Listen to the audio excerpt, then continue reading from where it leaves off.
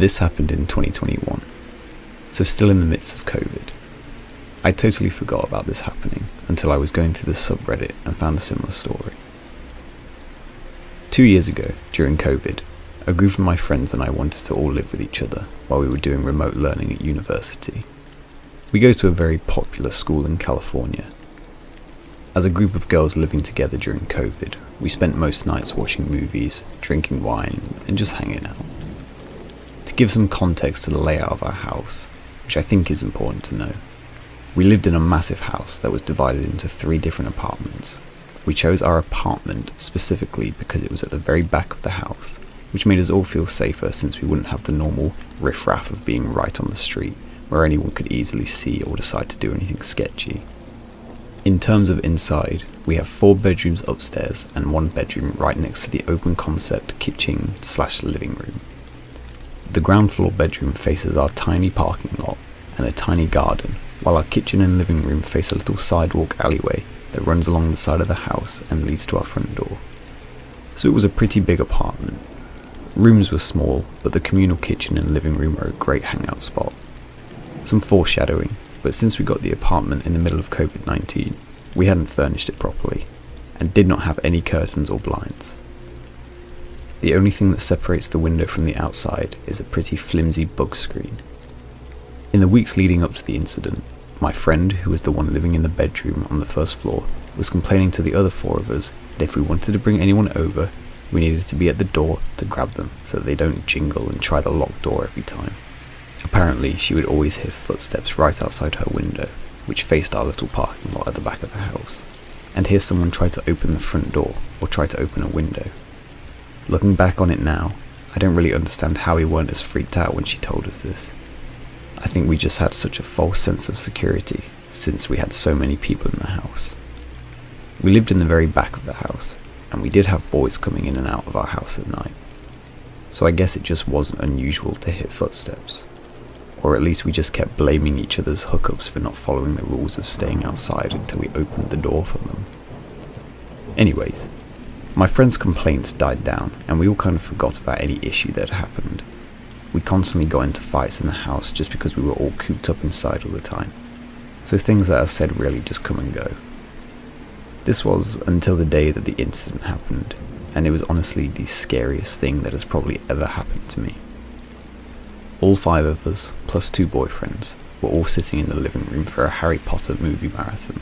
We have 3 couches that are placed in a U-shaped configuration, and a tiny TV we were able to buy for $150. It was a tight squeeze for all of us, but it felt so safe being around so many people, especially 2 huge guys. For some more pretext for our marathon, we all thought it would be kind of cute to make Harry Potter themed treats. We made cupcakes and filled them with different colours for all the houses. One of my other friends made a sparkly cocktail, and we were just kind of having fun with it. We all had our lights turned off because, as you know, the Harry Potter films are filmed with a lot of darkness. And with such a rubbish TV, it was genuinely hard to see what was going on at some points. At this point, we were really enjoying the film, until one of my friends said to pause the TV. She said that she has been hearing some crunches and footsteps for the past 30 minutes. This was my bad entirely, but I told her to stop scaring all of us, because we have other 2 apartments in the house who occasionally walk by our front door after they have parked. So it wasn't anything to be scared about. We continue watching the movie, and suddenly we hear giggling. It was a short burst, and then dead silent. We were all dead silent. It was almost like we couldn't believe we heard something so close by. We turned off the TV at this point because it was just really unnerving. And then, there it was again. Whoever it was literally right outside of our door, giggling. It didn't sound like a child's giggle. It was more like someone imitating a child's giggle, which really freaked all of us out. We went to my bedroom window, which was above the front door, so that we could see if anyone was outside. As expected, no one was outside. No one was in the alleyway. So the boys decided that they would just check the outside of our house and the parking lot and see if they could find anything. I think they were spooked too, but didn't want to admit it. The boys ended up coming back and they said they couldn't find anything weird nor unusual, and it was probably just our next door neighbours because they were throwing a little kickback. So we probably just heard some weird echo. Maybe it's the false sense of security, but we were pretty satisfied with that answer. If the boys weren't even that freaked out, why would we be? So we decided to turn the TV back on, make some more popcorn, and just chill. Once again, maybe it's just stupidity, or feeling like nobody could hurt us with such a big group, but we opened one of the kitchen windows for some air after one of my friends burnt the popcorn. The kitchen window we opened was on the very far end of the kitchen, and was the furthest window away from us, so it felt better knowing that even if something were to happen, at least we had some distance. And then, as it happened previously, we heard another giggle. This one sounded almost strangled, almost like it was really forced out. We looked towards the open window and see nothing. One of the boys decided to shout, "Shut the hell up," for some comic relief, I guess. I think it made us feel better to think it was just the house next door party.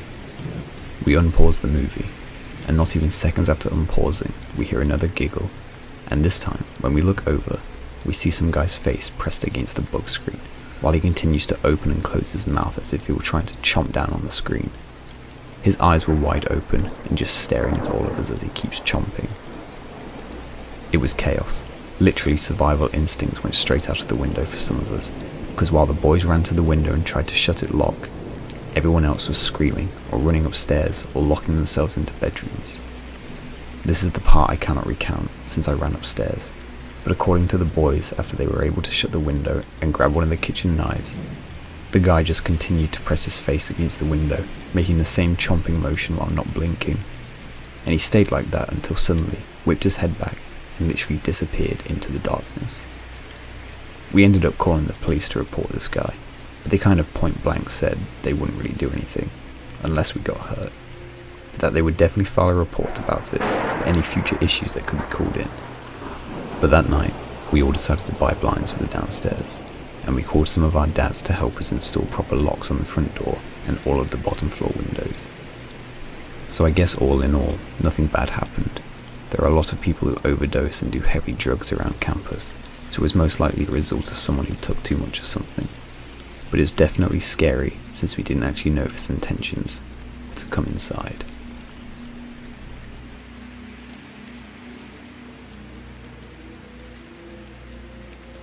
She was drenched from the rain, cold and shivering, as she edged towards my counter.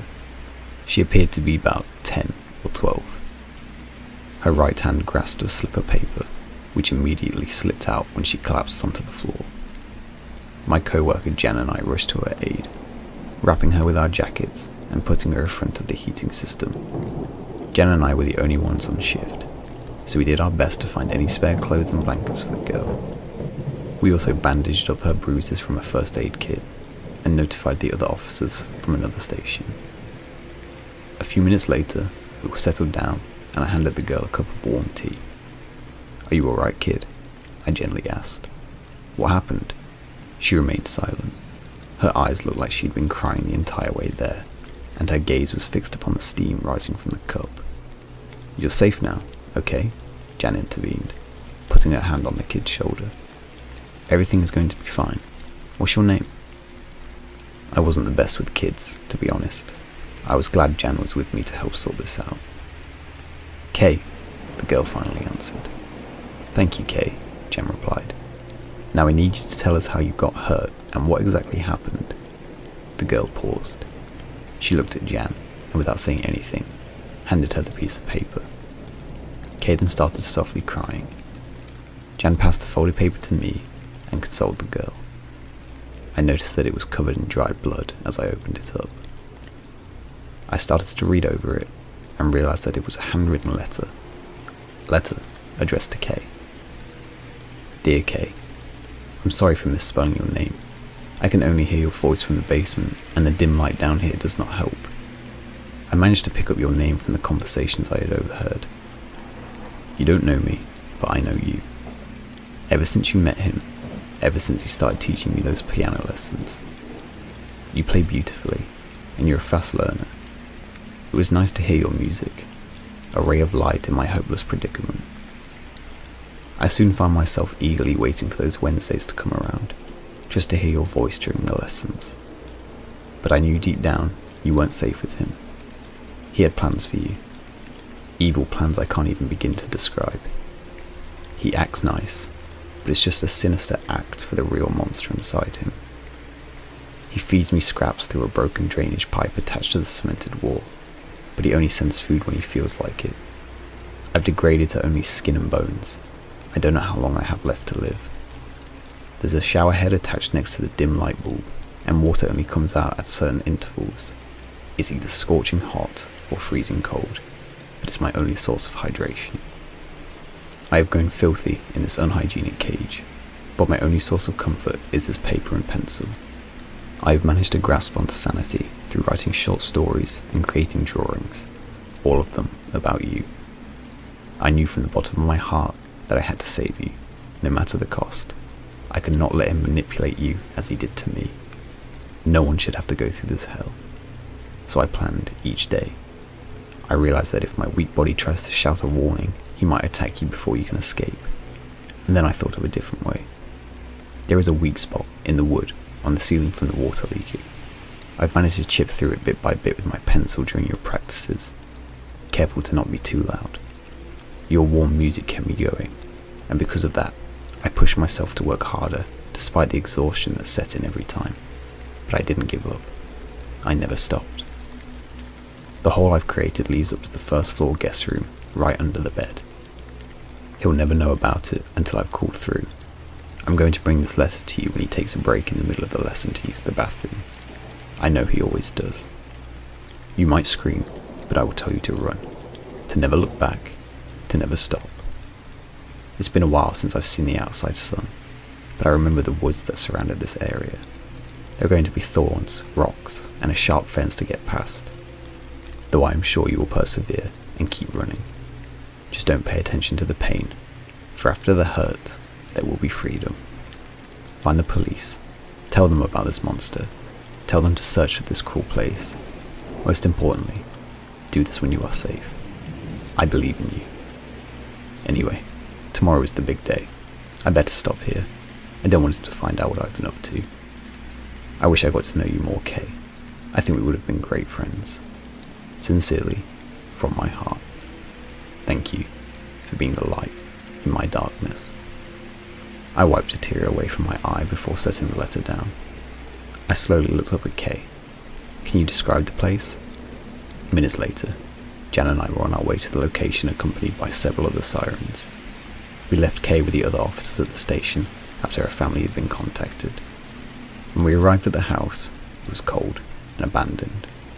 Our torches illuminated tire tracks that dug into the dirt leading away from the structure. We ascended the porch steps and struck down the door. After making sure the hallway that led to the entrance was clear, I walked in first. I immediately pointed my light into the living room where the piano sat. I noticed the dark red blotches covered some of the white keys. I proceeded forward cautiously until the glow of my torch stumbled upon 2 bare feet. I stopped dead in my tracks and fell to my knees, fists clenched. Lying motionlessly there was a frail, young boy.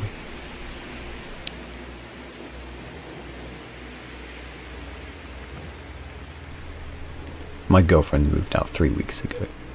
My cat, Rook, was really close to her, and now that she's gone, I can tell he's a bit lonely, especially when I'm at work. I came home a few times to my curtains ripped up, or all the toilet paper in shreds. The last straw was when I came home after working late to find he had clawed a hole the size of a dinner plate into the side of the sofa. I decided I had to do something. I tried different toys, even catnip, but nothing worked.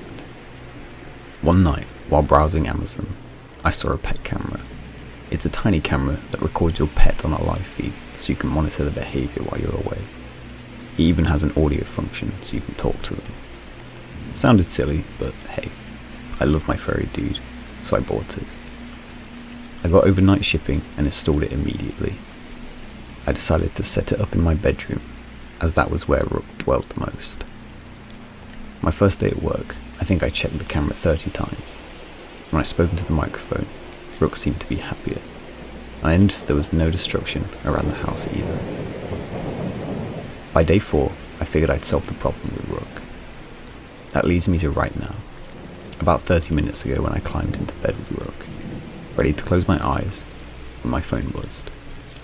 A notification from the pet cam. I almost ignored it, sure I had just triggered the thing, but I opened it anyway. What I saw made my grip tighten on the phone. Instead of a video of myself in bed, I saw a man, tall, gangly with pale skin and large eyes.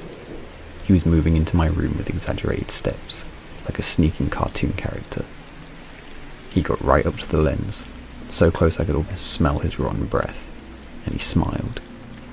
I immediately paused the video, terrified. I looked at the spot where the man should have been standing, but there was no one there. I went onto Amazon and found the pet cam. I read the reviews, hoping for some weird glitch. It had to be a joke, right? The first dozen reviews were pretty standard, but it was the last that caused me to bolt upright. The customer had complained that the camera was on a time delay, sometimes as much as 15 minutes. I went back to the video and pressed play with a shaky finger. I watched in horror as the man slithered under my bed, giving the camera a wink before disappearing into the darkness. Then I saw myself enter the room and climb in bed before the video ended. Now I'm sitting in my bed, knowing he's under it. I could call the police, but I doubt I'd have time. So please, do yourselves a favour and read the reviews.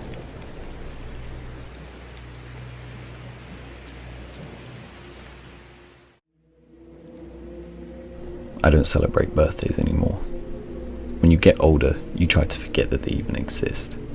You really don't need a reminder telling you you're slowly becoming an outdated dinosaur. And I've always found commemorating the harrowing approach of your own death a rather morbid notion. So I suppose having my birthday in the middle of a nationwide lockdown was somewhat of a godsend. That didn't stop my mother from sending me a present though. She'd always found a way to annoy me, in the best way possible. And she'd outfiddle the devil himself just to put a smile on my face. I don't know how she did it, but this morning, when I went to let Dave, my cat, out, I nearly tripped over it. An anonymous brown package just laying there, inside my flat. How the hell did she pull that off? I chuckled internally as I desperately tried to decipher what was scribbled on the front of the package. It was clearly in her handwriting. I'd recognize it anywhere. The worst effing handwriting you'll ever see. Like if you grabbed a crow, dipped its beak in ink, and let it peck randomly on the paper. To Jeffy, love Mum. I yelled to Dave to hurry its shit up, but he wasn't having it. So I just closed the door and brought the package with me inside, carefully placing it down on the kitchen counter. Mum was a next level prankster, so I made sure to investigate every inch of it, weighing it, gently shaking it, before finally opening it. I scratched my head in puzzlement. It wasn't much, just a DVD. No note or anything. My mum wasn't very technical, and I thought of her burning a DVD was quite frankly absurd. Did she even own a computer? Maybe Dad helped her out, or my brother. I guess there was ways she could have pulled it off, so I shrugged and plopped the thing into my laptop. After whirring discordantly for what felt like minutes, I was finally greeted with a single video file named Jeffy's Home, videos 86 to 90. I caught myself smiling sheepishly in the reflection on my screen. I didn't even know we had a video camera back then, so it was a very thoughtful surprise. Sort of an atypical gift from my mum, but I was still halfway expecting it all to be some elaborate prank. Maybe it was a Rickroll or something.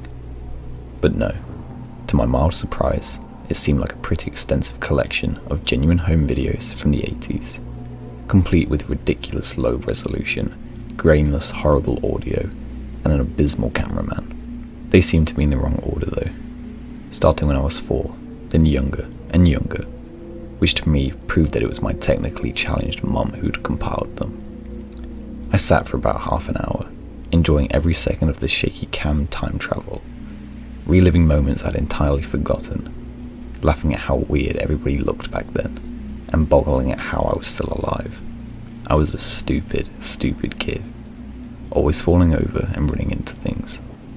I sent my mum a picture of me and my bottle of wine, relishing the ancient videos, with the caption, "Thanks for the home videos, Mum. Best birthday gift ever." But then it got strange. I'd just finished watching the summer of '87, when we apparently spent the holiday out by my grandpa's cabin by the sea. I was 2 years old then, and my brother Justin must have been 5. It was a wonderful trip down non-memory lane, since I had no recollection of it, and I was anxiously looking forward to videos from my first year. I didn't have any photos or anything from back then. My mum said they must have been misplaced when they moved a decade ago, but she could never seem to find them again. It was the summer of '86, according to the date in the bottom left corner. A shaky cam, more than likely manoeuvred by my dad.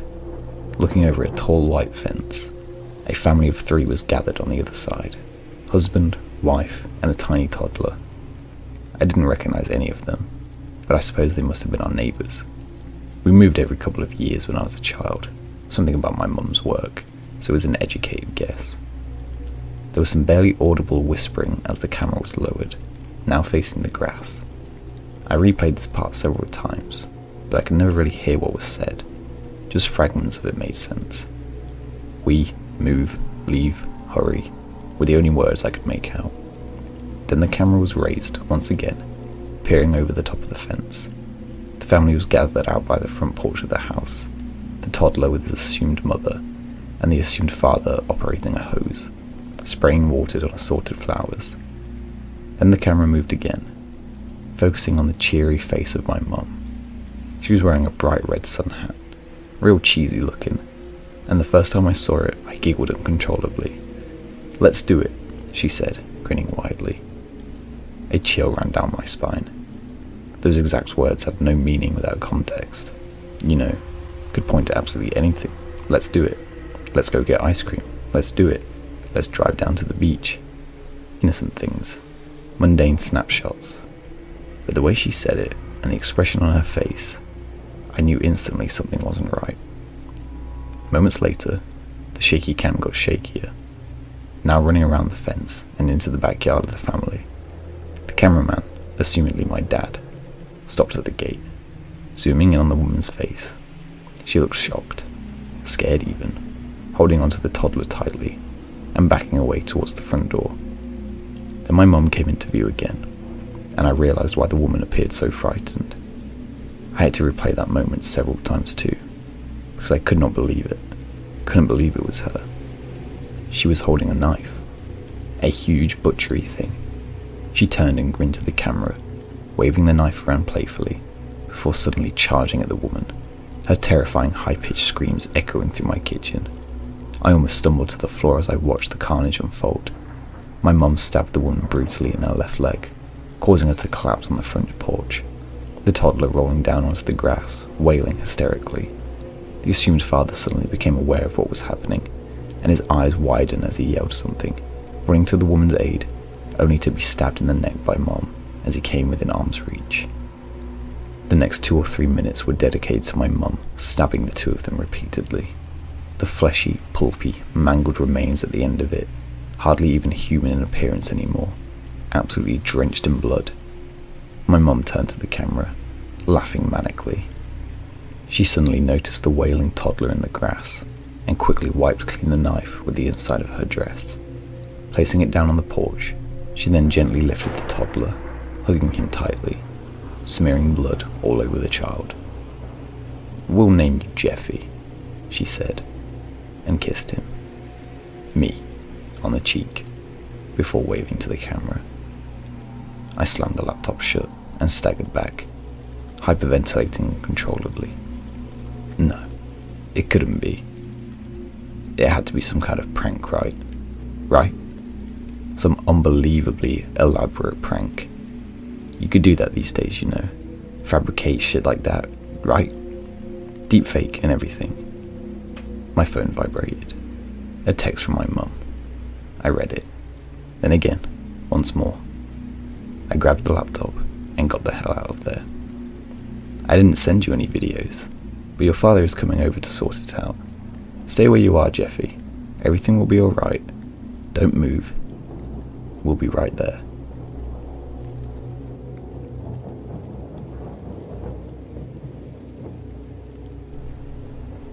Addiction took our mother slowly, rocked her through it, and sung her to sleep deep into the mattress on her bed. When her back teeth fell out, she left them on the side of the bathtub. I was 7, and I kept them in a matchbox. The missing pieces of her kept safe, so she wouldn't be lost forever. So maybe one day we could put her back together. Our house fell down around us, and we tried our best to raise ourselves. The ceilings had water damage, and the bottom stairs had dry rot, and in the winters, the radiators would bleed rust. But it was still our house, and Annie made it a home. My sister Annie mothered me, with lopsided band-aids on bruised knees and a lukewarm microwave meal. She told me ghost stories, and I didn't mind when I crawled into her bed later on, too scared to sleep alone. She taught me to dance, barefoot on the living room carpet, music channel on full volume on the TV, shaking our hips before they were fully grown.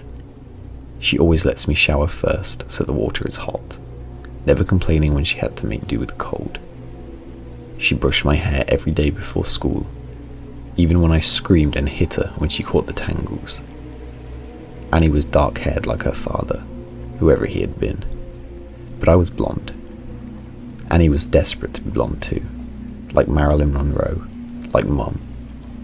I think she thought it would make them closer, remind Mum less of her dad. I'd give anything for her to have her hands in my hair one more time, even if it hurt. She moved to New York when I turned 18 and never came back. I still dream about her sometimes. Keeping up with our mother was impossible, and we learnt from a young age we would always be left behind. It didn't make it any easier. When she was drinking light, she shone, would wake up at 3 a.m. with pancakes dripping in cherry syrup. Sometimes when the weather was right and she'd had enough being drunk alone, she would call our school up and tell them we had both come down with summer sickness and we'd drive to the beach instead. I remember being 9 years old in the backseat of the car coming home after one of our ocean days, sucking the salt from my fingers. Annie had just dyed her hair blonde, her best friend Jane helping her bend over our kitchen sink. From behind, I couldn't tell who was mother and who was daughter, radio up and windows down blowing the sky inside. When she was drinking heavy, she'd be out all night, hair piled up like a beauty queen, eyes glazed over and ringed with a glitter and black. Sometimes she'd be gone a day or two. She would never tell us when. One day we'd just wake up to an empty house and the fridge packed full. Post-it note on the front with a smear of Mum's lipstick in the outline of a kiss, telling us she'd be back soon. Sometimes she'd bring guys home, filling the table with beer cans and ashtrays, smoke up to the ceiling, Mum lost in the haze. We'd sleep with pillows over our heads, trying to drown out the music they would blast until the AM, and wake up to the strangers at our kitchen table in the morning, asking us where we kept the coffee. When Mum drank too little, she fell apart. She wouldn't buy food, refrigerator a gaping hole in the wall. She'd chain smoke, leaving cigarette burns on the wallpaper up by the stairs, like the walls were sick and decaying. She barely slept, walking around with blue half-moons under her eyes, knuckles raw. She would scream at the slightest thing. I remember once when I spilled a glass of juice on the couch, she looked over at me with dead eyes and dragged me off onto the carpet, and then took every single cushion off the couch and into the backyard and set them on fire. Annie went to watch a while from the window, and then sat next to me on the floor, backs pressed against the skeleton of the seats, head resting in the crater of my collarbones. When Mum drank too much was the worst. She'd laugh too loud and too long at anything and everything, until her mouth started to shake and she started crying at the breakfast table into her cereal. Annie shut down when Mum was like this. When somewhere deep inside herself, where nobody could hurt her, she'd stay up until the morning watching old black and white movies on the TV, whispering the lines she knew by heart like prayers. When I was 5, I'd cry when I'd find Mum passed out cold on her bed, sure she would never wake up. Annie would wipe my tears, tell me she was only sleeping, just like the princess in my storybook. We'd sit on Mum's bed together and wait for her to wake up. When we were older, I was the one who would pick Mum up off the bathroom floor again, and Annie would put her to bed, smoothing her hair off of her face and the vomit from her mouth. changing her clothes if she pissed herself. Watching them then, there was no doubt that Annie was the mother now. It was October, and I was 13, Annie 16. It was a Wednesday night, and Mum had been gone for 2 days. She called us that morning from a payphone, voice slurring down the line, telling us she was having the best time with all her new friends. Hoped we were doing fine. When she asked me if I was having a good birthday, I hung up on her. My birthday had been the day before. Annie had given me a pile of presents, strawberry lip gloss and glittery nail polishes. I didn't ask where she'd got the money from. I didn't care. We'd taken the bus to the beach with Jane, eaten the birthday cake she'd made for me, sand getting into the frosting. It tasted like sweetness and the sea, and I savoured every bite and scrape of sugar against my teeth. We watched the sun go down, Annie snapping grainy photos on her shitty Nokia as I blew out my candles, wishing over and over that Mum wouldn't come home, that she'd stay gone this time. But that Wednesday night, me and Annie weren't speaking. Anger hung heavy between us, seeping through the floorboards. It began when she tripped at the bottom of the stairs. We both laughed, Annie throwing her head back, a gap between her front teeth catching the light. When I bent to pick her up, I'd caught my breath, warm against the freckles on my cheeks. I let go of her arms and she fell again, hitting the floor and grinning, shaking her hair from her face. Her breath was heavy with whiskey. I couldn't start picking her up too. Couldn't watch her fall again and again. Just like Mum, I knew she'd never get back up. I stared down at her, blonde hair falling into her eyes, and all I could see was our mother. And then I was running, feet slamming the hallway like heartbeats turned loose. I'd run for the kitchen and tipped every bottle we had down the sink, shoving Annie back as she fought to stop me, catching liquor on her fingers as it fell. She grabbed my shoulders and made me drop the very last bottle. It smashed between us on the floor, glass shards shining like we'd dragged the stars out of the sky and broken them, pieces we could never put back. Outside through the open windows, the sky turned pale gold, clouds a mess of pink and cream smeared across the horizon. I cried then, watching Annie on her knees picking up the pieces. That was Annie, always trying to fix things, even when it was too late. The smell of food dragged me from my room, stomach turning traitor inside my rib cage. Annie was cooking pasta, real food not made in the microwave. She'd set the table, Tammy Wynn singing softly from the CD player, Annie gently swaying her hips as she stirred the tomato sauce, rich and warm. As we ate in silence, with every bite, I forgave her. Mum never cooked dinner, or remembered my favourite was spaghetti ever since I was a kid, or stayed sober long enough to sit up at the table. Annie wasn't Mum. We were washing the dishes when we first heard it. A moth was crawling down the inside of the pane, and I cracked the window to let it out into the dark. From the backyard came a faint sound. I tilted my head to listen, as it was coming from far off. Crying. I figured it was Mika, the 2-year-old next door, having a tantrum loud enough for us to catch. Or maybe even Lucky Strike, the cat that junkies down the street, begging for food like he sometimes did. I always wanted to feed him when he came around, winding over my ankles, but Annie always stopped me, saying once you started giving, they never stopped taking.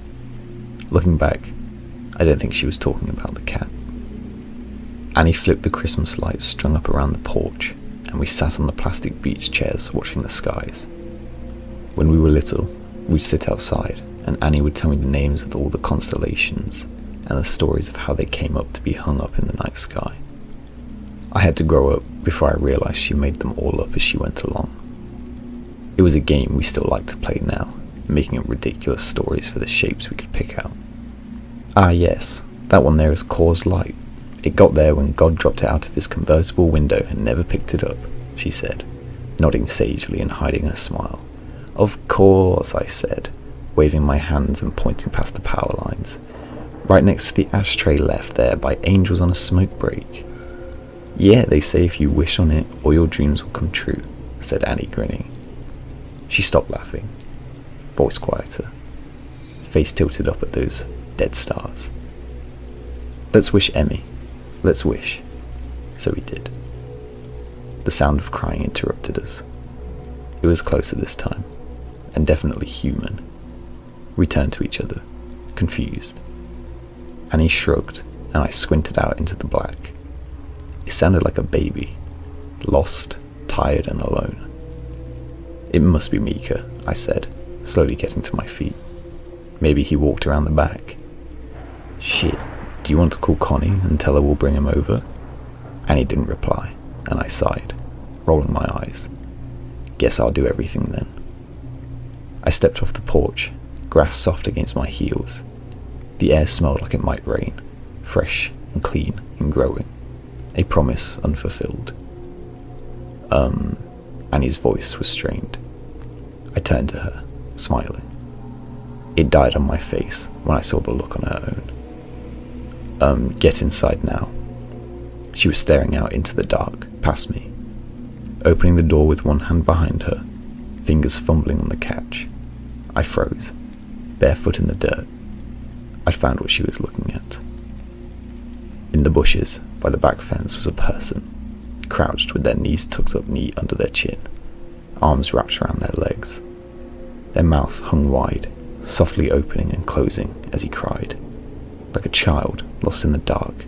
Not like a child, but someone pretending, mimicking the sound, open and closed out in the blackness. Suddenly they straightened, snapping upright, face still hidden by the black. They were tall and thin, too thin to be a normal person. Panic made me move, animal instincts left over from the days we lived up in the trees carrying me forward. I was faster than Annie, dragging her inside and slamming the door behind us, hearing it bounce on its hinges as I locked it. We watched as the person slowly walked towards the house, steps deliberate and long. Annie reached for my hand, holding me tight, and turned me to face her, holding my shoulders. "Don't turn around, Emmy. Do not turn around." Instinctively, I started to look over my shoulder, out into the darkness. Annie grabbed my face hard and shook her head.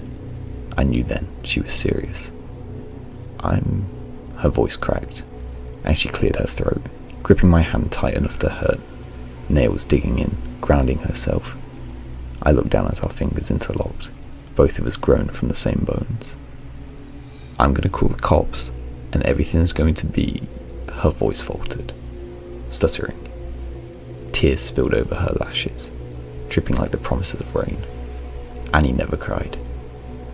"Your phone's on the porch," she whispered, and bile crawled its way up to my throat.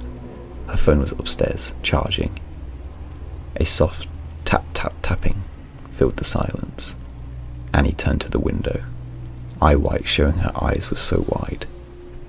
It was the sound of someone's forehead against the glass, slowly, over and over. They started to speed up, faster and harder, skin meeting glass until they were slamming into the window hard enough to shake the panes. The tapping stopped, and I was about to ask Annie if I could now look when she screamed, followed by the sound of cracking glass and the loudest slam yet.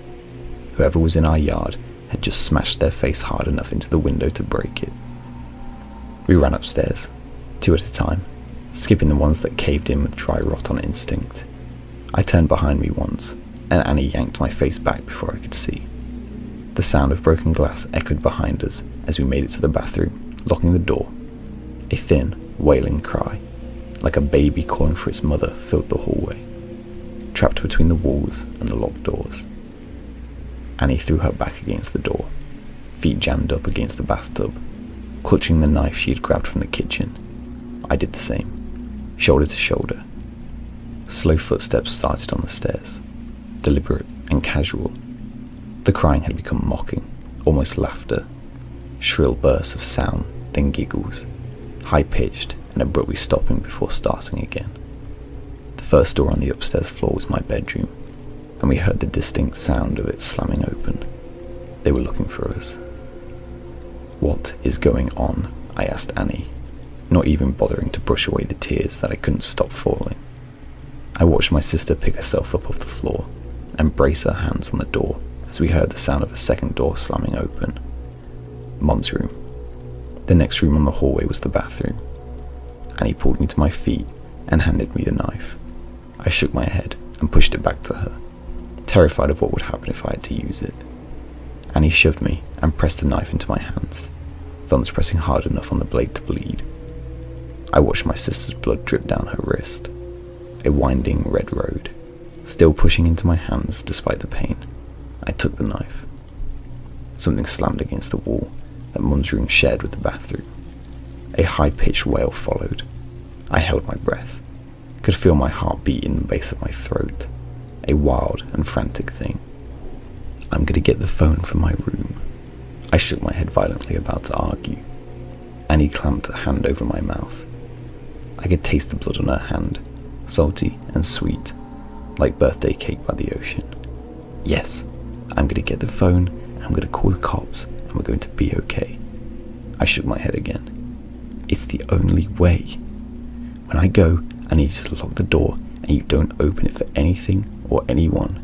Not for me, not for anyone. Promise me. I shook my head, and Annie pressed her hand into my mouth, crushing my teeth against my lips so it made my eyes water. Yes, promise me, Em. Something smashed in the room next door. Annie brushed the hair off my face, gently tucking it behind my ear. Promise, she mouthed, and unlocked the door as slowly as possible, bolts scraping gently. I watched the curve of her shoulders disappear into the black hall outside, like the moon in eclipse. And then, she was gone. I couldn't move or breathe for a second, and then I slammed the bolt shut just as something bounced off the outside of the door. A high-pitched scream followed, handle rattling up and down hard enough to pop one of the screws. I watched it roll towards me on the tiles, and then silence. I sat with my back to the door, holding the knife and wishing I was holding Annie's hand instead. Still silence. Nothing but me and my lungs slowly filling the room with my breath. Em, came a voice to the door. I started, hands gripping the knife. Honey, what's going on? Mum? My voice cracked. Mama, is that you? I wrapped my arms around myself, shaking, trying to keep myself still. Sweetie, it's okay, just open the door. It's okay, just let me in. The handle rattled again, gentler. Just let me in, it's all okay. She banged on the door, and I took my hand off the bolt. Honey, I'm sorry. I'm sorry I missed your birthday. I'm sorry I'm such a terrible mother. Please. Her voice broke, and she started to cry. Just let me in, baby. I'm so sorry. I screwed my eyes shut. She sounded so sad and so lost. I just wanted her to hold me like when I was a kid, and I'd come off in the swings with a scraped knee. Maybe this time she meant it. Maybe it would all be okay. My hand found its way to the bolt again. My sister's voice came through the door, warm and gentle. Yeah, Emily, let us in. It's all okay. My hand froze on the bolt, and I tightened my grip on the knife. Annie never called me by my full name. A head banged on the door, handle rattling. Emily, let us in. Annie's voice became low and guttural, followed by the same shrill giggles from before. Mum spoke now, pleading and crying, voice getting louder and louder. Let us in, let us in, over and over again, punctuated by her fist on the door. I thought about demons and monsters, all the bedtime stories we pray don't crawl out from under the bed. That's not my sister, and you're not my mother. I screamed through the door, hand over my head. I climbed into the bathtub and curled into a ball, cradling myself, knife clutched into my chest. I didn't know what was outside the door, but I knew it wasn't Annie. It wasn't the voice that yelled when I changed TV channels, the one that sang me happy birthday, the one that told me I was smart even when I got bad grades, the one that read me stories about princesses that never wake up. It wasn't human. Bangs and yells came from downstairs, followed by the footsteps of people running. A low guttural howl ripped through the house, filling the room until I felt like I was drowning in the sound, and then the door was kicked in. I screamed, covering my eyes, waiting to die. Arms found me and lifted me from the tub, carrying me from the room. I looked to the outside of the door as I was carried downstairs. It was covered in long, scraping claw marks, dragged down to the floor. Pillars ripped apart covered the hallway in soft down, like it had snowed inside. I watched them drift slowly as men in uniforms checked each of the rooms that looked like they had been torn apart by something feral. Outside in our driveway were police cars and an ambulance. In the middle of it all was Annie, bathed in blue and red lights as it washed over her. Lit up in the dark like a neon angel, face aglow. I threw myself from the cop's shoulder and ran to her, holding us both together, broken pieces and all, standing under all these constellations we made up. Gentle screaming came from the ambulance, which rocked occasionally. Annie gently turned my head away, smiling so sadly it made my chest ache as I understood. Turns out there was no demon, no wild animal or bad men trying to break in, just Mum, out of her mind on booze and drugs and everything in between, coming to the end of a week-long binge. Something had finally broken inside her head, and this time we couldn't put her back together, no matter how hard we tried. Sometimes you fall one last time, and you never get back up. Annie had seen her in the garden, blood dribbling from her mouth, track marks bulging on her forearms like unmapped roads, rail thin and desperate for one more hit, one more fix. She'd searched the kitchen for all the drink I'd thrown away, and when she hadn't found it, had come to hunt for the stash she hid in the bathroom. She hadn't wanted me, just the drugs on the other side of the door, so high she could mimic Annie's voice almost perfectly. Turns out, the real monsters are the ones that want to eat you alive slowly. The kind that come in a bottle, or a needle, or at the end of a long list of reasons why you can't get out of bed in the morning. Sometimes the monsters are the ones that raise you, or love you the most. But it's up to you, if you let them in.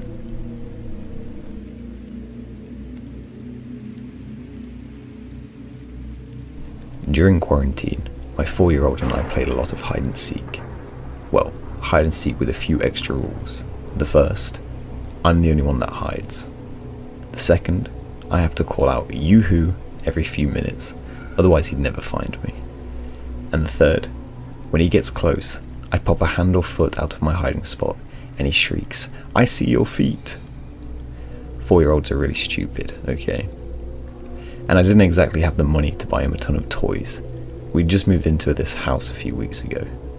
The rent took up nearly my entire paycheck. I'd gotten all the furniture from the recycle. We ate beans and rice often, and I was still driving around a 20-year-old car. "Hide again," Benjamin said, tugging my hand. "Hide again." "But it's almost bedtime. Please." "Okay, but only one game. Go count in the kitchen." He ran around the corner as fast as he could.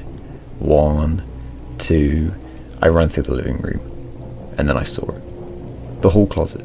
Perfect. I opened the door and ducked inside. It was a tight fit, all those scratchy, furry old coats pressing against me, but it was worth it, because the better hiding spot, the more time I got to myself. I pulled out my phone and started browsing Reddit. Soon his muffled footsteps sounded around the dining room. I waited a minute.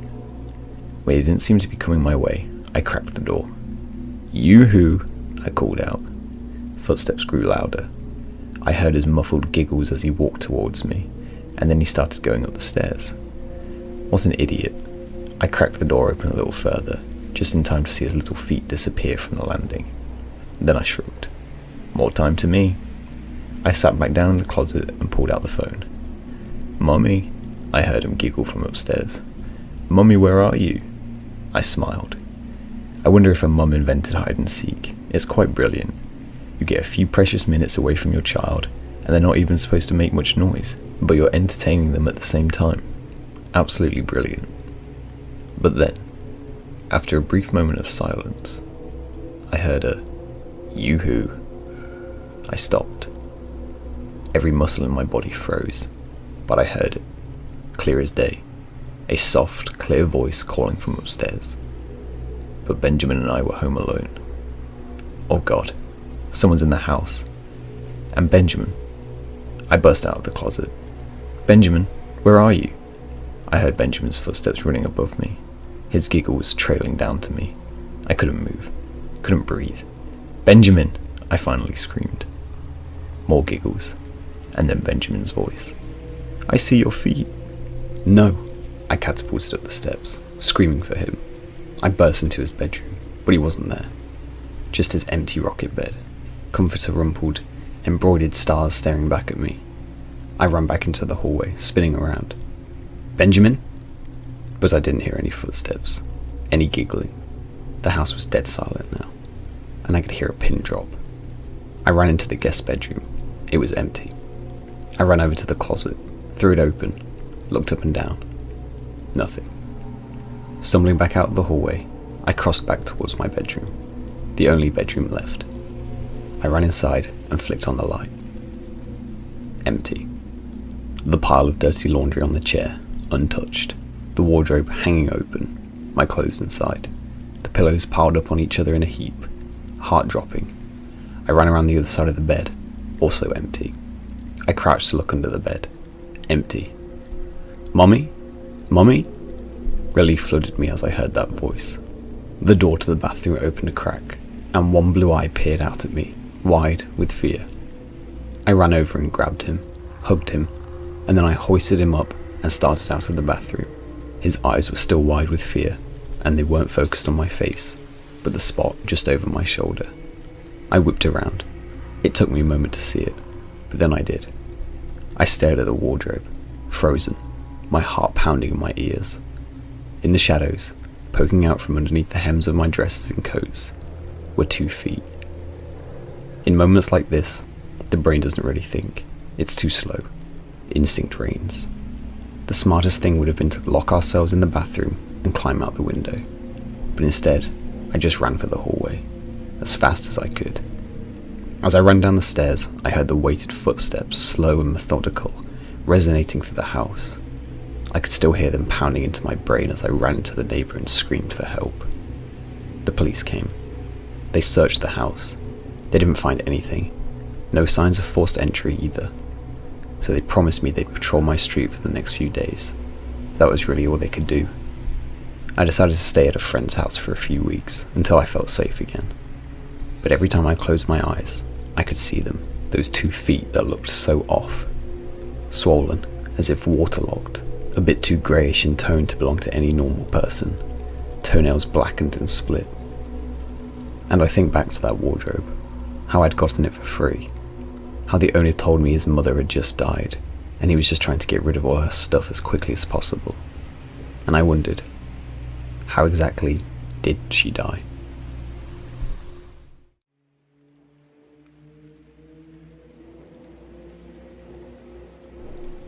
This happened when my sister and I were around 6 and 8. We are now 43 and 45, and it is something that still haunts us, occasionally. We had an amazing swimming pool in our neighbourhood. South African summers in Johannesburg are hot and long. The swimming pool was the ultimate destination. Joe was the adult that was always at the pool. He would swim lengths, practice diving, and tickle our feet under the water. Just typing this makes me feel nauseous. To this day, I still have issues with my feet being wet. Specifically, I am unable to leave cream on my feet. The sliminess makes me claustrophobic. I only realised the connection last year. Whenever we would sit on the edge of the pool with our feet hanging in, he would swim past all of us and tickle our feet in a row. I can't remember all the details 100%, but someone playfully screamed, "Oh no, Joe," and "Joe did it again," and sang, "Oh no, Joe, not again, Joe." We all laughed as kids do. Then he tickled our feet again and made us sing his new song, "Oh no, Joe, not again, Joe." It became a sort of game. He would grab us under the water and we would sing. It went from feet tickling to chasing us and grabbing our waists under the water. "Oh no, Joe, not again, Joe." That song never goes away. One day at the pool, Joe tells us he has this amazing farm just out of town. He would like to take us to see his animals, his corn, and his own swimming pool. It sounded like heaven to all of us. He was talking to several children, boys and girls. He told us to be at the swimming pool on Saturday, but not to tell our parents. We will go in his car. As soon as we get home, we tell our dad everything. We are so excited. This farm sounds amazing. Our dad says, absolutely not. Who is Joe anyway? We tell him that Joe is our friend at the pool and plays with our feet and chases us around. My dad says that actually maybe we can go, but he wants to meet Joe first. The next day, we go to the pool and we tell Joe we can go with him, but our dad wants to meet him first. Joe is upset that we told our dad, but we tell him not to worry, our dad is cool. So Joe walks home with us. We only lived about 5 blocks from the pool and comes to meet our dad. Joe is about 5'6", and my dad is 6'7". The personification of a gentle giant. My dad is super polite to Joe. He asks him loads of questions about the farm. Where is it exactly? How many kids are going? Has he spoken to other parents? Joe was cool as a cucumber. He answered the questions smoothly and confidently. My dad ended by saying, Joe, I look forward to seeing you on Saturday at your farm. I think we will have a great time. I will bring my girls though, and we will meet you there. The next part is a bit of a blur for me. I'm not sure how we ended up driving in convoy with about 3 other dads and their kids from the pool. It was so exciting. My dad had the map book, leading the convoy to the best farm in the world. We drove about an hour out of town, and we arrive at this derelict farmhouse. No animals, no corn, no swimming pool. Just this run-down, isolated, scary-looking farmhouse in the middle of nowhere. I remember being really confused. My dad must have read the map wrong. All the dads huddled together. We have no idea what they are saying, but they are angry. We are also angry. We are obviously lost, and it's the dad's fault. Everyone gets in their cars, and I start screaming at my dad about how he deliberately got us lost because he doesn't like Joe, and he didn't want us to have fun. My dad is silent and pensive. After my tantrum, he says to my sister and I, in a very calm, deep voice, Joe is a bad man. He was going to hurt all of you. He is the bad man your mom is always warning you about. My mother is obsessed with true crime. There is no farm. I am so happy you girls told me what was going on, because something bad could have happened to you. His strong voice broke in those last words. The gravity of his tone and the break in his voice made my sister and I realize immediately that he was right, and we were in danger. We cried and apologized. He made us promise to tell him if we saw Joe again. Joe stayed away from the pool for about a month. As soon as we saw him come through the gate, we quickly got dressed and ran home. When my dad came home from golf, we told him Joe was at the pool again. The next day we went to the pool with our dad. We were swimming, and my dad was sitting on one of those benches to the side. In walks Joe. He comes to the edge of the pool and is calling us. We refuse to go to the edge. He's getting frustrated. My dad gets up and comes up to Joe.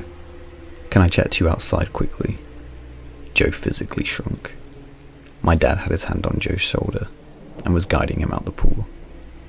I can only imagine what my dad did and said to Joe. My dad is a gentleman, but don't mess with his girls. Joe was never seen again at our swimming pool.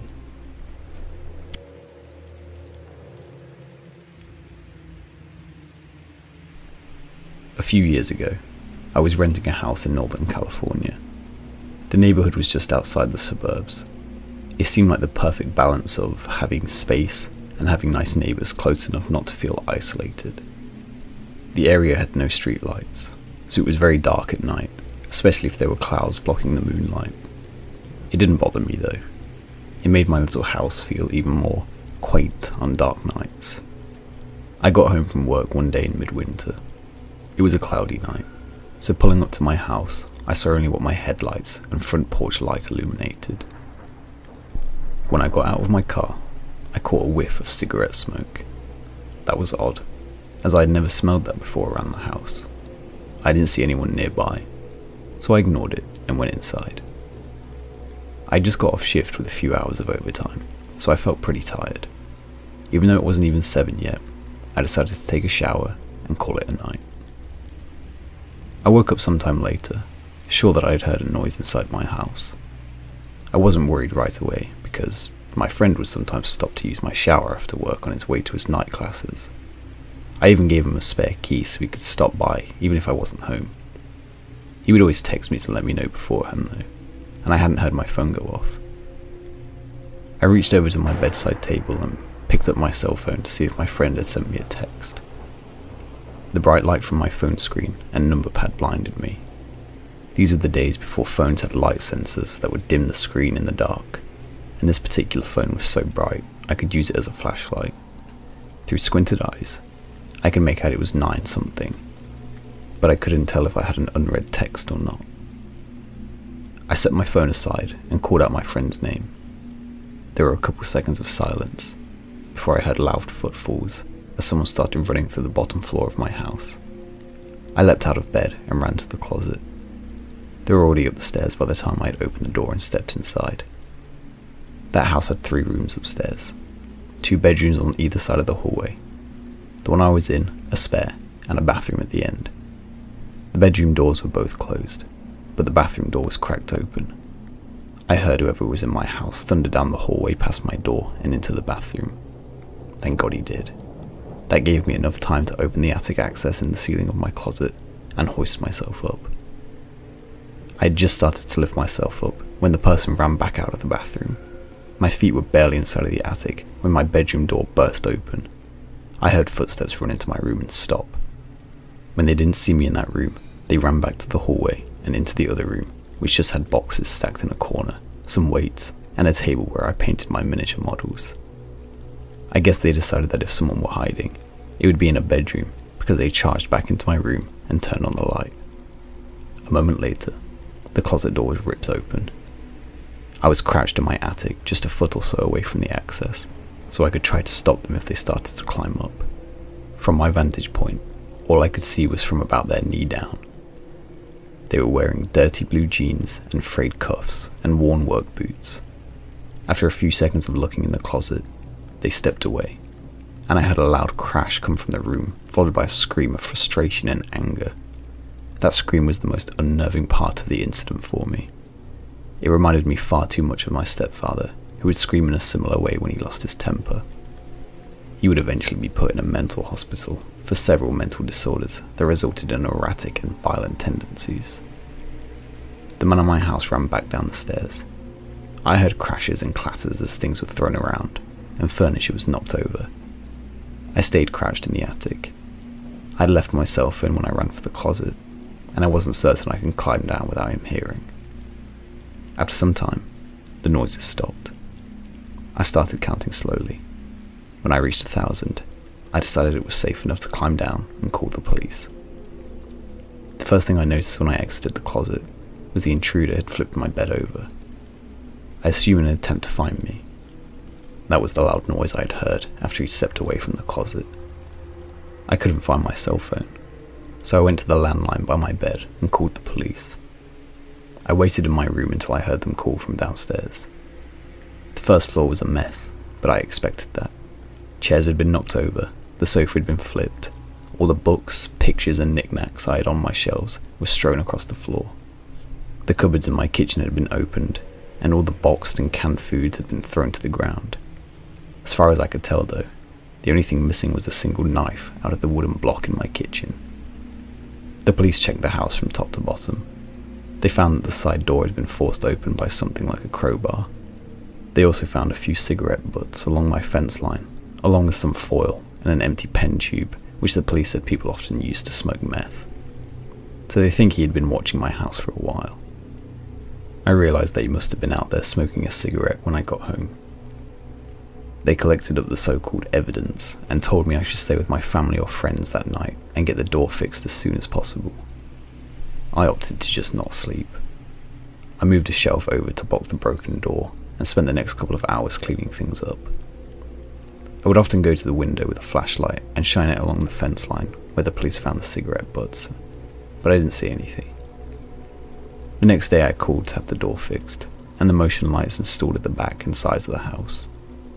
I ran a phone cable up into the attic and added a landline.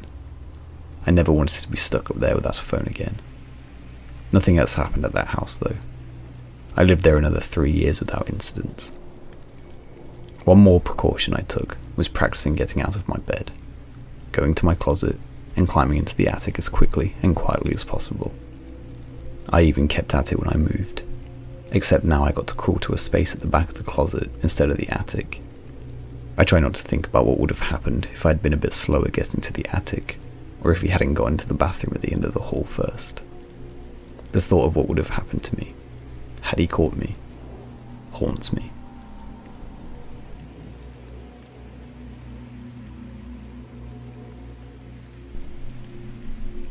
About 6 years ago, I moved to another city for work. I worked for a 911 ambulance service that responded to calls in the city, as well as the county, which had a few other small towns. The city itself was not a large city sub, 100k people max. Working for that service required working 24-hour shifts. It wasn't particularly busy.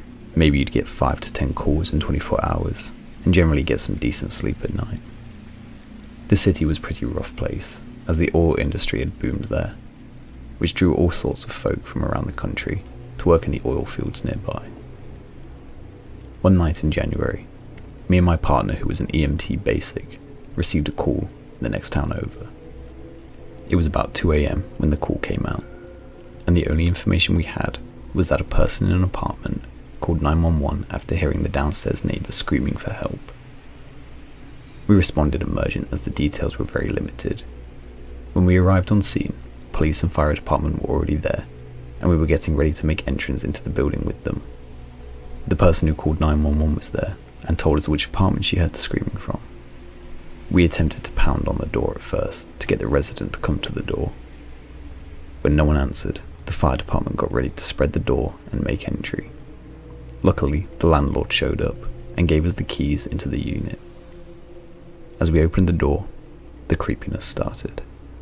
The apartment was pitch black, not a single light, as if no one was home. Police entered first, and with our flashlights, we followed. Looking around the apartment, the kitchen and dining room looked like a hoarder's nest. I am not exaggerating when I say there were literal 5-foot-tall mountains of garbage and food in the kitchen, and the same in the living room, but with magazines, clothes and garbage. This meant there was only a very narrow walkway to navigate the apartment. Officers proceeded down the hallway ahead where the bedroom and bathroom were. One of the officers stopped at the bathroom door, and there was light shining from underneath. The officer opened the door and just stood in the hallway.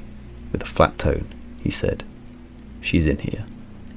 I walk in first into the bathroom. The first thing I notice is the strange lighting. It is a very pale yellow light coming from a single bulb on the ceiling, similar to those old heat lamps that used to be in the common bathrooms. The light gave off an odd vibe, as it was just so unnatural. The next thing I noticed is the lack of anything in the bathroom. No floor mats, no toilet cover, no towels, no knickknacks. Just nothing. Empty. Except the vanity, which contained the sink. On top in the bowl of the sink were an approximate 20 to 30 makeup bottles piled up. Some were open and leaking, causing there to be powders and liquids everywhere. The last thing I noticed was the body of an elderly woman lying naked in the tub. As I walk closer, I can see her laying in her side, nearly in the fetal position. Her skin is pale, and there is about 8 inches of water in the tub. Looking at her face, her eyes are closed, and her head is against the bottom of the tub, with her mouth and nose completely submerged under the water. My partner steps in behind me. He suggests we just call the coroner and inform them of the body. 2 officers pile into the bathroom behind my partner, so that there is 4 of us in this tiny bathroom, with me next to the lady in the tub. With me being who I am, I decide to do my due diligence and at least make sure the lady is dead. I kneel down next to the tub and reach my arm in and put my fingers on her neck, attempting to check for a pulse. In an instant, without warning of the slightest hint of movement, the woman springs up out of the tub with an agility and speed of a feral cat. The only reaction I was able to manage was to just stand up as quick as possible, and I just stood there staring at her. She stared back at me, eyes wide as can be, before she started screaming at me. She attempted to cover herself with her hands as best she could while sitting in the water still. I quickly look around and notice everyone else who was in the bathroom with me bolted out of there, not a single soul in sight. I tried to steel myself and try calming the lady down, telling her who I was and why I was there. She denied screaming and told me she does this every morning as she has some kind of joint condition and soaking in warm water helps her joint pain. Now at this point, I have my doubts, and I have to question this woman's sanity. I question her regarding self-harm, and address what potentially could be interpreted as suicidal behaviour. She denies all of it. The next step is to determine her mental capacity, to ensure she is in the right frame of mind to make responsible and appropriate decisions. She answers all my other questions appropriately, and at this point, per the law, she is able to refuse any and all care, as she is mentally sound. I ask her if she will at least allow me to check her vitals, so that I can be sure she is healthy and can add it to my report. She refuses, and tells me to get out of her house, which she has the right to. I acknowledge, and have her sign a refusal of service form.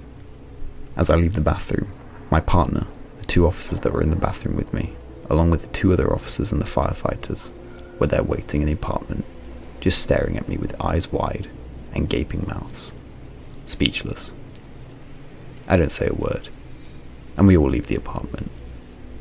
Once we all got outside, I had the most uneasy, uncontrolled fit of laughter. My partner and the officers started laughing too. I thought I might have shit myself. My partner told me later that all he remembers is seeing her move, hearing me say, "Oh fuck," which I don't even remember, and running out of the bathroom. I wish I could say I never saw this lady again, but that would be untrue.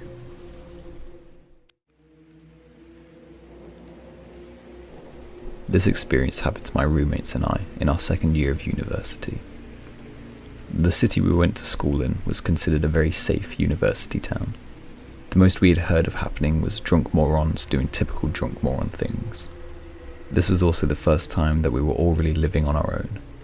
First year residences are nice, but it's basically an extended summer camp, rather than a typical living situation.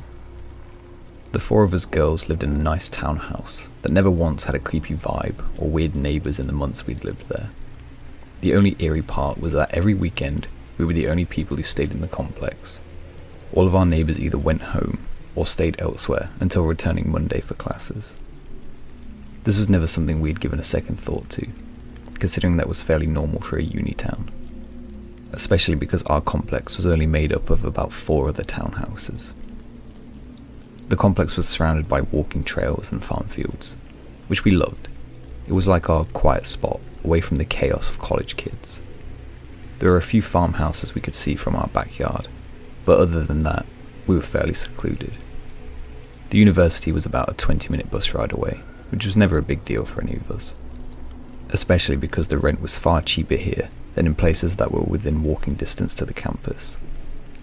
Being 5'6", I was the tallest by a considerable amount.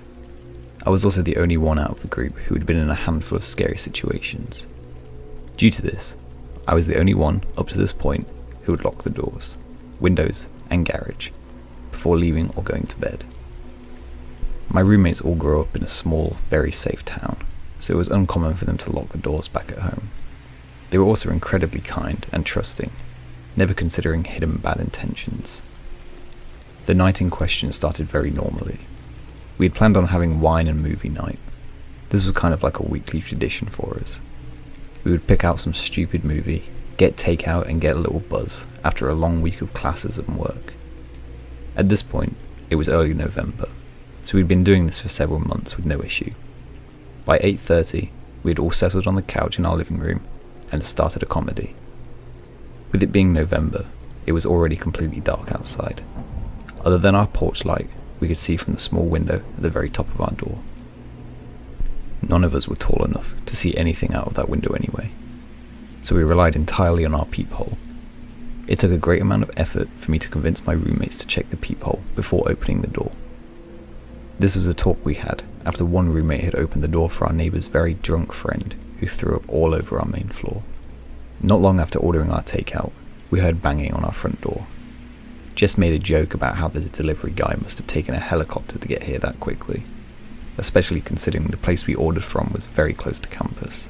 It was not a typical delivery guy's knock either, but between the few glasses of wine and carefree attitude of the night, we really didn't pay it too much mind. It was my roommate's turn to pay this week. I'll call her Meg for the sake of the story. Out of the group, she is the smallest, barely 5 foot. She is also the most trusting person I think I've ever met. She ran up to her room to grab her wallet.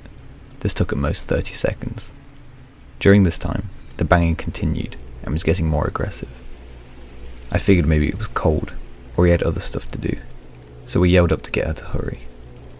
The banging continued to get harder and harder, and I started to feel a bit uneasy. When she came back down, I told her to check the peephole before opening it, as she was usually the one to just open it up. She got to the door and looked out the peephole. She could barely reach it on a good day, so when she said she couldn't see anything, my other roommate and I got up to help. My second roommate, I'll call her Jess, is a very funny person. There are very few things that she would not turn into a joke. Jess got to the door before I did and looked out of the peephole, the person on the other side still banging away. When she turned to look at me, I knew something was wrong. She looked incredibly confused, a look I had rarely seen from her, as she was very clever. Within a second, she had gone back in for another look. This time, her face was not confused. She looked afraid. This made my stomach knot up. She is a horror movie fanatic, and she doesn't scare easily. "I think someone is covering the peephole," she whisper-shouted at us. This time I looked out of the peephole, seeing that, yep, something was covering the peephole. We could still see the porch light shining through the window at the top, so we knew it was not a case of it being too dark to be able to see what was going on. By now our other roommate, who I'll call Anne, had walked down the hall trying to find out what was going on. She was easily the drunkest of the 4 of us. Even sober though, she seemed to think she was invincible. "What is your problem? Open the door. The poor dude has his hands full," was Anne's wise idea. Jess and I explained what was going on. At this point, Meg, Jess and I all had a gut feeling that something was wrong. That is when Jess asked Meg to check the website she had ordered our food from. Meg had not placed the order. Between the wine and the silliness of the night, she had selected our food but did not finish the last step. The banging continued as our situation started to sink in.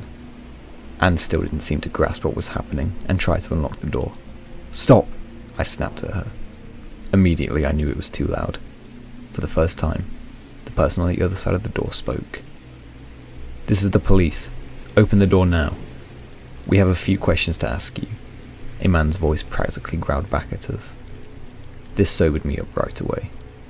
I looked over at Meg, who was already welling up, then at Jess, who had gone completely pale. At this point, Anne also realised something was not right and froze, which is the least Anne thing she could have done. The banging was getting increasingly harder, to the point we could physically see the door breathe with each hit. Meg took Anne upstairs, trying to calm each other down and check if there was a police car parked outside, and to make sure the windows were locked. Though it was hard to do, it was possible to get onto part of our roof that made it possible to get to Anne's window. We heard a window slam, immediately knowing that it had been Anne's window. Being a bit of a thrill seeker, Anne had taken out her window screen in order to sit on the roof. For some reason, this made what was happening very real. "Show me your badge, then we'll open the door," I yelled back. Instead of a response, it sounded like the guy started to kick the door. I told Jess to call the police and ask if they had any officer dispatched to our address. Jess was shaking so badly at this point that it was hard for her to dial. Now Meg had come back down from the stairs, sharing that there was no police car parked outside. Anne trailed behind her, standing on the stair landing, trying to get a look outside the window at the top of the door. At that moment, my blood ran cold, remembering that man at the door had said "we" and not "I." Jess had just come into the same realization. She sprinted to our back door, a large sliding glass door, which she double-checked that was locked. Thankfully, it had been. She drew the curtains as well, trying to minimize the chance of them seeing in. Within a minute, the knocking started at our back door as well. Thank God she had closed the curtains, because the idea of seeing whoever was doing this still gave me chills. "Uncover the peephole and show me your badge," I yelled again, trying to sound as intimidating as a young college girl could. We were met with silence, which was so much worse than the banging. "What is your badge number at least? Prove to us that you are the police," I screamed, trying to keep my voice from breaking. The only response I got back was a gravelly, "I can't do that." Jess had handed her phone off to Meg, who was sobbing now, trying to speak to the dispatcher. The banging now, coming from both sides of the house, must have been heard by the operator. "Is there someone trying to break in?" she asked Meg, obviously being unable to understand her. Meg frantically asked if police had been sent to our house. The answer we all knew by now was no. Meg babbled that at least 2 men tried to get us to unlock the door by impersonating a police officer. "Try to stay calm, stay on the phone with me. Police are on their way to your address," the operator told Meg. "How long will they be?" Meg asked back. "No more than 10 minutes, she responded. That made Meg cry harder, realizing just how long 10 minutes really is. The door was being hit so hard I worried it would break. Jess ran back towards our back door, making me worried that our kitchen window had been open. Trying to think, I put a chair under the doorknob and sat down hoping the door would hold. Jess came back to the front door, holding a kitchen knife and a fire extinguisher, which were the only things we had to protect ourselves. Anne, now sitting on the landing, flinched with each hit. Anne was farm tough, and had no issue dealing with animals 3 times her size. What was happening now, though, was entirely different. We had nothing to really deter whoever wanted in. No prods and no backup until the real police show up. Not like what she was used to. She grew up having family as her neighbours her whole life. If anything were happening, her uncles and grandfather were at her front door in a minute flat. Anne's "I'm invincible" attitude was long gone. She was now as scared as the rest of us, only having some wood and glass keeping these men out. Each hit to the back door made me expect whoever was there to break through the glass. "Open the damn door," the man yelled at us, not caring if we thought they were police anymore. Then it got very quiet again, which made me want to throw up. The only thing worse than what was happening was not knowing where the men were. The idea of both men moving to the back door made me absolutely terrified. If they really wanted to, it would be very little effort to smash through the plate glass. Instead, the knocking at the back door had completely ceased. Within seconds of that, the front door started being hit again. Trying to wrap my mind around why they would leave the easiest entry for a heavy wood, I realised the back door was visible to the main road. Whether they had seen a car or heard us talking to the police, they were smart enough to not want to be seen by anyone. Jess then said something that I had not thought of. "I don't think they want to rob us. There are so many houses that are empty. Why would they come to the only house with the lights on?" she hissed. My whole body went cold. I did not have an answer. All I could say was, "You're right." Meg clearly felt the same, because at this point, she was practically hyperventilating.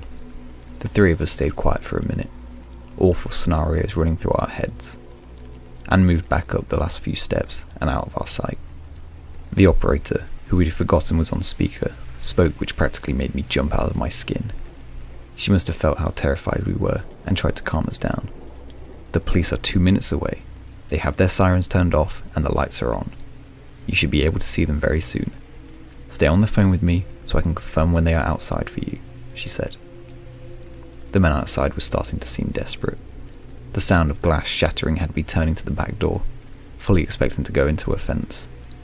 But the door was still intact. Instead, our porch light, the only light illuminating our dark street, went out, which put 2 and 2 together for me, understanding that they had destroyed the only way we'd been able to identify whoever was on the other side. "Damn you little whores," a voice we hadn't heard before. Whoever was at the back door spat. This was worse than the initial speaker. It was full of so much hate and venom that it scared me more than the banging. He was so calm, intent on whatever his goal was. It didn't feel like how the first man had sounded. Up until this point, I could have convinced myself that he had wanted our valuables. But this voice made me understand that he wanted us. To this day, I've never heard a voice come close to that level of malice.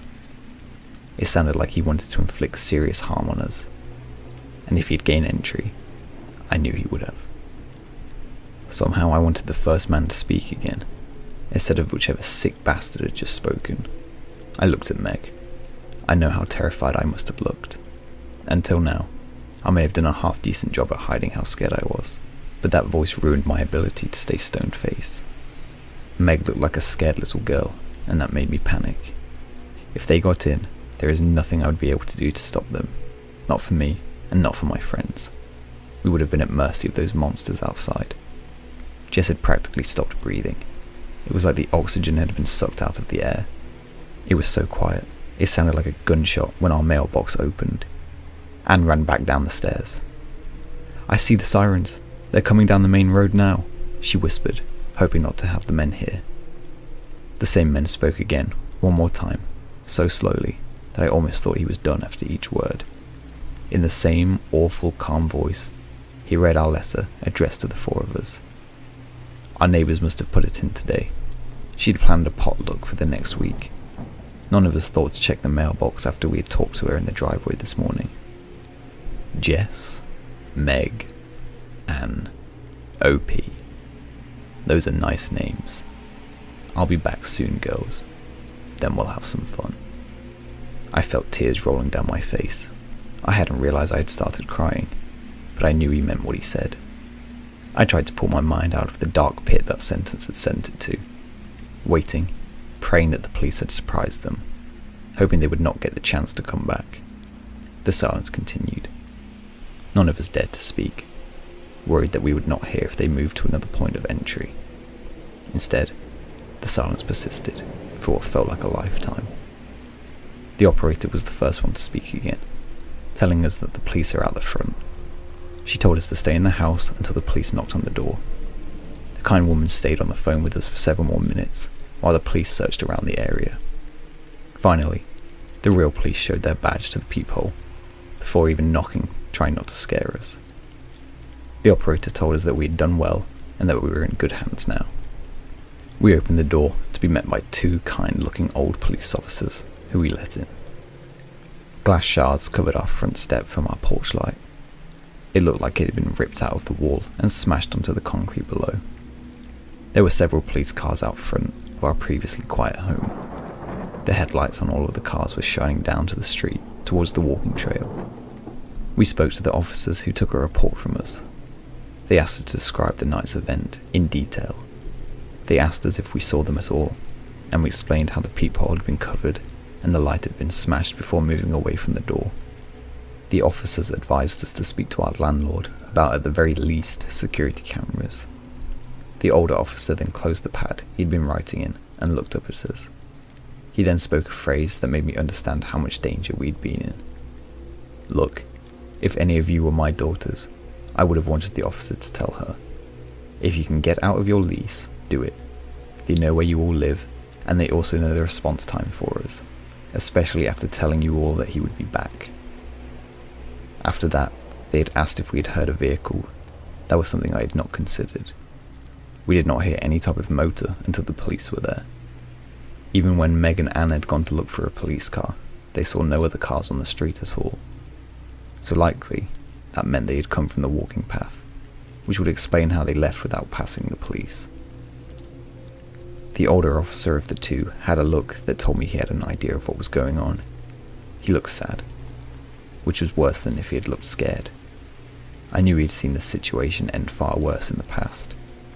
We pushed for an explanation, but were only told that this had been an issue years ago, but did not elaborate past that point. The officer stood up, exchanged a glance that I did not know how to read, and then spoke again. "We will have a cruiser parked in the driveway, as well as a plain car around the back. They will not have a chance to try again." They did not catch the men in those 2 more weeks we'd lived there. We had a few creepy things, but nothing close to this. The reality was they had not been caught, and they could come back any time. After this night, we spoke to our landlady, who was incredible. She owned several properties around the city, and when we explained what had happened, she let us move to an apartment closer to campus. She told us that our safety is more important than making a few $100s. She even left the house empty for many months in order to make sure cameras, better locks, and reinforced back doors were installed. Thankfully, they did not come back, and we were able to enjoy our new apartment without worrying. This is still so scary to me because of that voice. Make sure you lock everything, and check who's there before opening the door.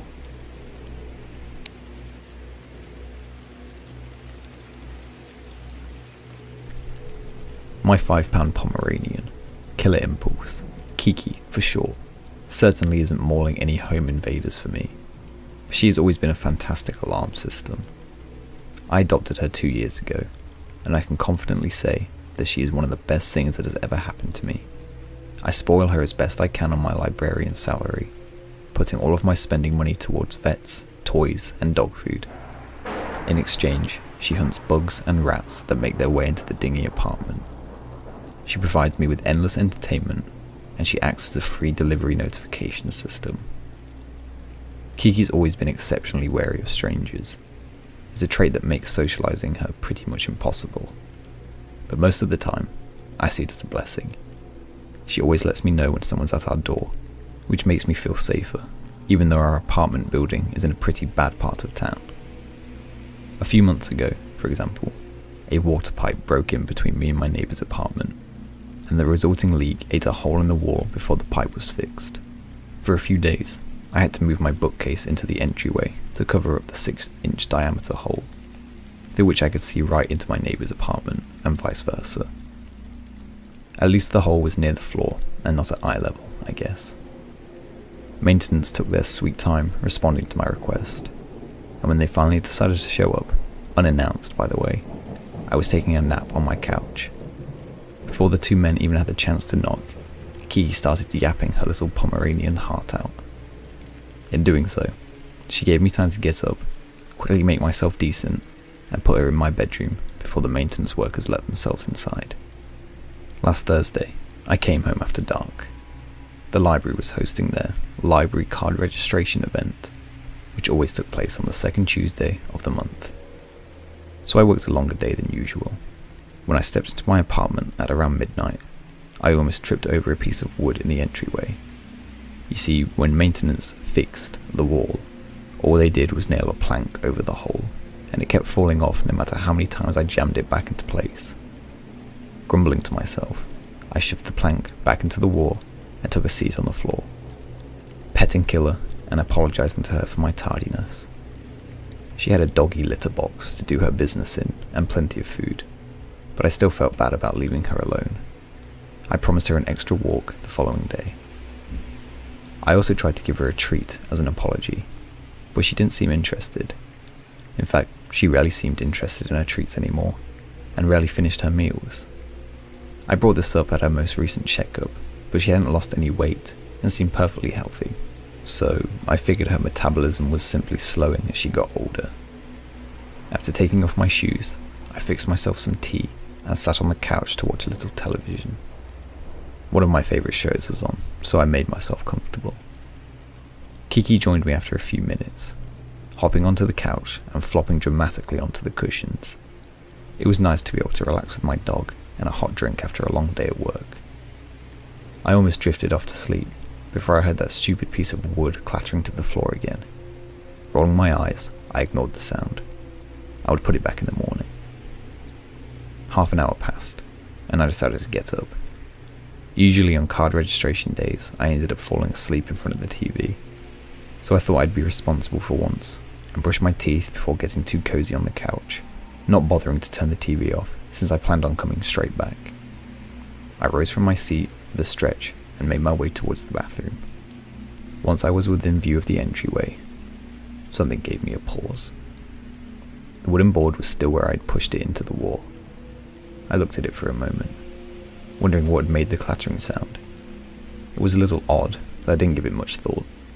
The walls were thin in my building, and the sound could easily have come from something like a shampoo bottle falling in my neighbour's apartment.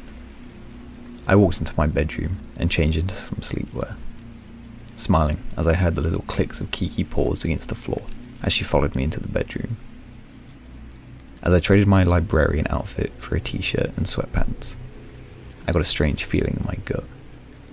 Have you ever overdone it in your morning coffee and gotten anxious for no good reason? Like something's triggering your flight or fight, even though there's nothing really apparently wrong. That's how I felt. I surveyed the dimly lit room, looking and listening for anything amiss.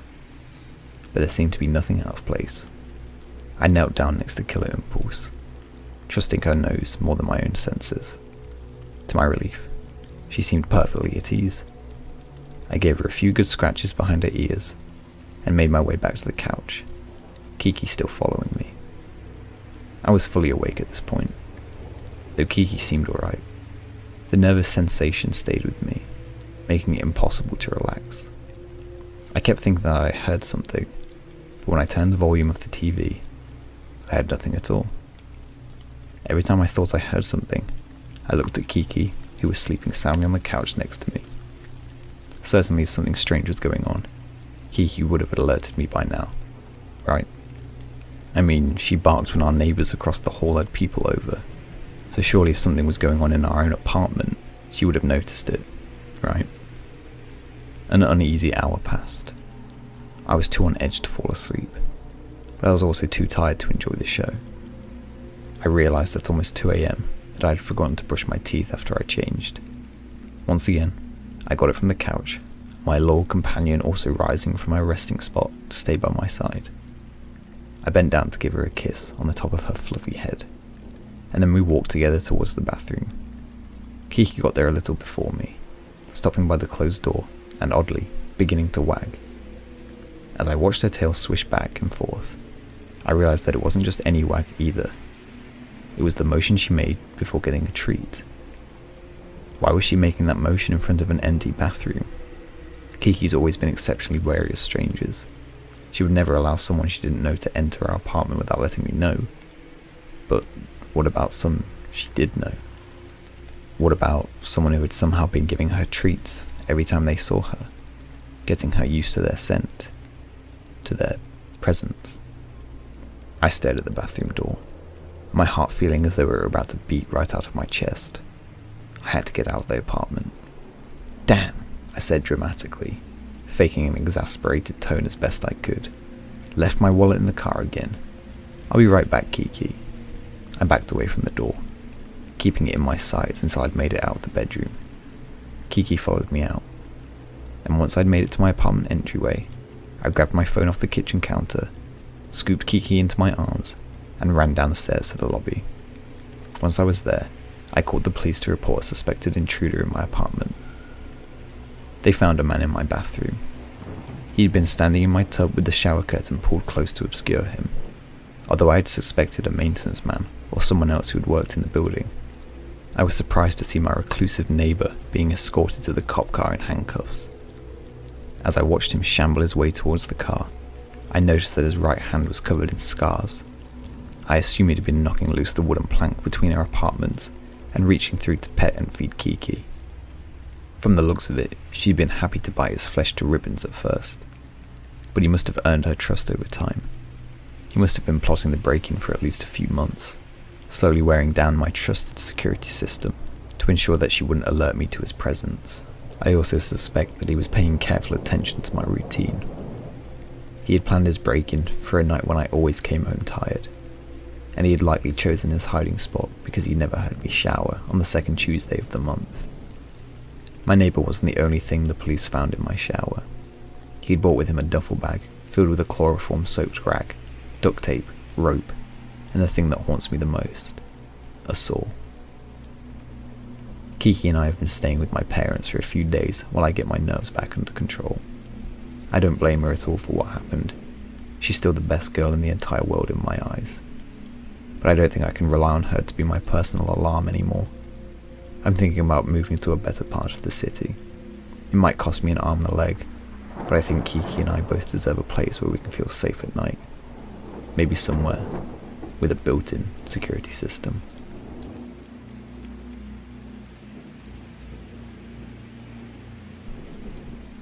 About 5 years ago, I was living at home with my parents, and my twin brother was there too. Every morning at about 7 a.m, we would both head out for a run. We had mapped out this giant loop that we would run. To make it a bit of a competition, I would run it in one direction, and my twin would run it in the other direction. That way we could run and stay focused. Part of this loop was on the main street of the city my parents lived in. On this main road, there were these shady apartments, kind of hidden by a bunch of trees.